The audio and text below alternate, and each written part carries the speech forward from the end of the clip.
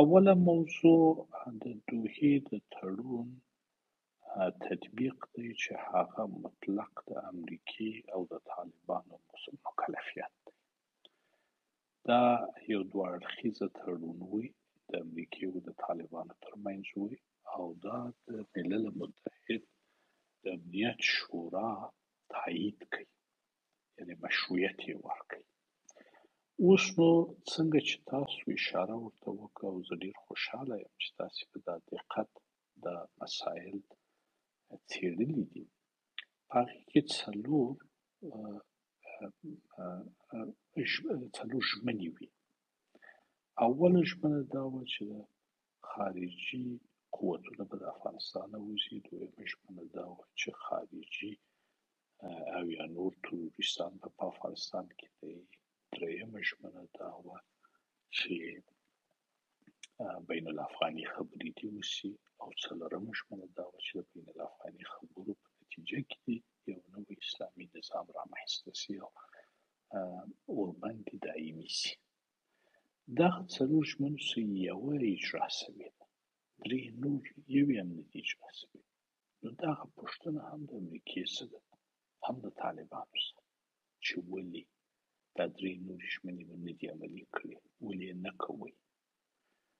که تاسې چیرې په افغانستان کې صلح غواړئ، مشروع نظام غواړئ، د افغانستان د خلکو ګټې غواړئ، خو دا درې نورې ژمنې هم عملي کړئ. طالب ته مسؤلیت لري په دې خاطر چې دا خو قرآني حکم دی چې یو مسلمان د صلح تړون باید عملي کړي او امریکې ته ولې دا کار نه کوي؟ ته دا خپل د بین المللي اعتبار ولې دغسې په ریسک کې په خطر کې اچولی دی؟ دا خو هم ستا په ګټه دی، هم د افغانستان په ګټه. نو د دې دوحې د تړون عملي کېدلو یا موافقتنامې عملي کېدل مطلقاً په امریکې او په طالبانو پورې تړاو لري. د افغانستان خلک باید د دې تړون د تطبیق غوښتنه وکړي او بین المللي ټولنه هم باید په دې غوښتنه کې شریک شي او هم حمایت وکړي. دغه یې لاره ده. فکر نه کوئ وزیر صاحب اوس امریکا له منځه وتلې ده او طالبان وایي چې هغه نور مقابله غاړه چې جمهوریت و هغه هم نشته، اوس ولې امریکې نه باید دا هیله لا هم موجوده وي چې امریکا هېڅ حضور نه لري؟ او تاسو مخکې ویلي چې ډېرې د افغانستان په تړاو سیاست هم روښانه نه ده او ډېر کېدای شي ورته مهم هم نه وي. نه، هغه تړون کې افغانستان جمهوریت یو برخه نه وي. هغه تړون د امریکې او د یا موافقتنامه د طالبانو ترمنځ دوه اړخیزه. نو د جمهوریت نشتون په د هغې پر تطبیق باندې هېڅ اثر نه لري، ځکه ما څلورې خبرې چې درسره وکړې چې دا څلور ژمنې چې وي بین الافغاني خبرې په هغه وخت کې طالبانو اصرار کوي چې دا یوازې د جمهوریت سره نه کوو، د افغانستان د ټولو جهتو سره یې کوو، سیاسي جهتو سره. اوس موږ ورته وایو چې هغه د افغانستان جمهوریت نشته، چې دا یو لوی ناورین دی.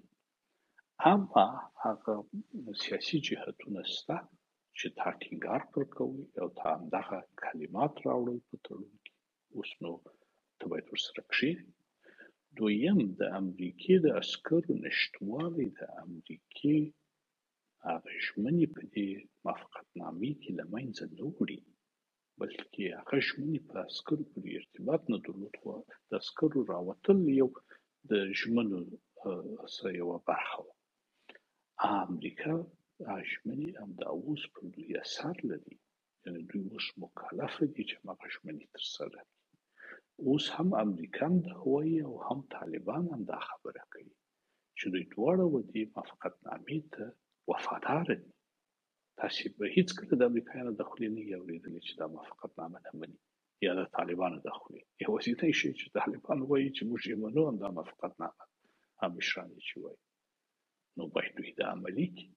زه غواړم په دې یو ور بیا ټینګار وکړم چې د دوی زړه او ژبه عمل او خبرې باید سره یو شي او دا موافقتنامه عملي کړي او دا غوښتنه باید په قوت سره د افغانستان خلک د دوی څه وکړي او دنیا یې باید وکړي.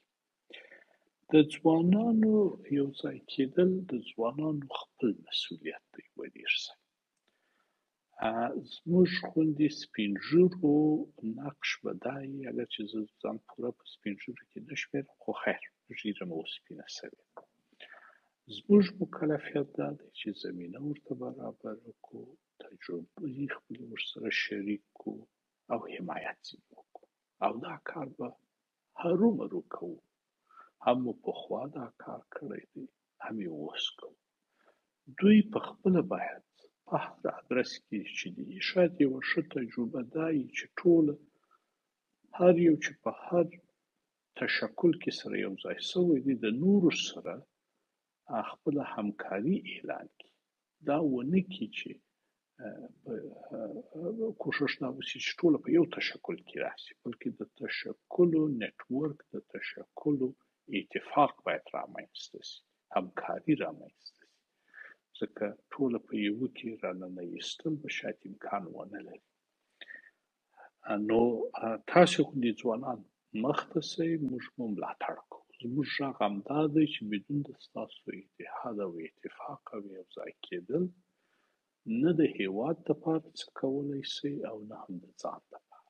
ستاسو اتحاد او اتفاق یو حتمي شرط مو د بریا دی او په دې کې موږ ملاتړ کوو، درسره ولاړ یو. حتی دا پالیسي مو غوره کړې ده چې آینده مذاکرات د طالبانو سره کوي که بین الافغاني، ځوانان هم خویندې هم وروڼه په دې کې باید اصلي نقش ولوبوي او پخواني سیاستمداران دې حمایت کوي.